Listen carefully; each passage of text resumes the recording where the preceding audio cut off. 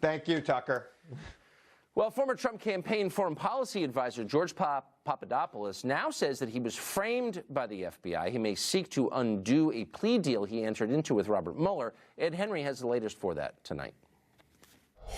Tucker, I was there at Fox and Friends this morning when George Papadopoulus stunned us in this exclusive with Brian Kilmeade, flat out charging he was framed by the FBI, that he may now seek to undo his plea deal with Robert Mueller and pursue a trial on what he called an entrapment case. That's 180 degrees from the grand predictions in the media when Papadopoulos pled guilty 1 year ago this month to lying to the FBI. There were all kinds of reporters and pundits suggesting this was a bombshell. It would damage President Trump. Instead, Papadopoulos was sentenced to just 14 days in prison. His plea deal has not a whiff of collusion with Russians, and he emerged from his testimony on Capitol Hill Thursday declaring he's happy with how all of this has turned out.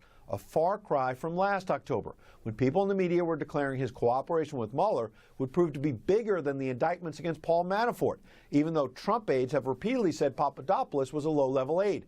Chris Cillizza of CNN insisting, quote, but what Papadopoulos has already admitted to doing, lying to the FBI about his conversations with Russian operatives regarding dirt on Trump's general election opponent, is a very big deal. A bigger deal than the dozen counts laid out in the Manafort indictment.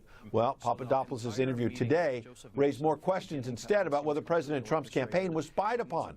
Back in December, the New York Times published a story claiming it was Papadopoulos' 2016 meeting with an Australian diplomat that launched the FBI's counterintelligence probe without any help from the Clinton finance dossier. Except a more recent New York Times story said the FBI did not talk to the Australian diplomat until after that counterintelligence probe was already launched, and that there was surveillance of the Trump campaign. It even had a code name, Crossfire Hurricane, which Papadopoulos teed off on today.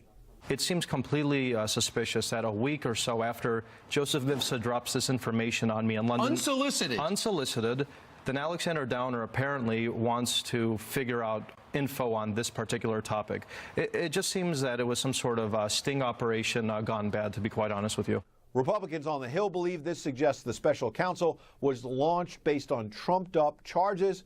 Democrats continue to insist, no, this is all about the president's allies trying to undermine Mueller's findings, which we now expect to come after the midterms. Tucker?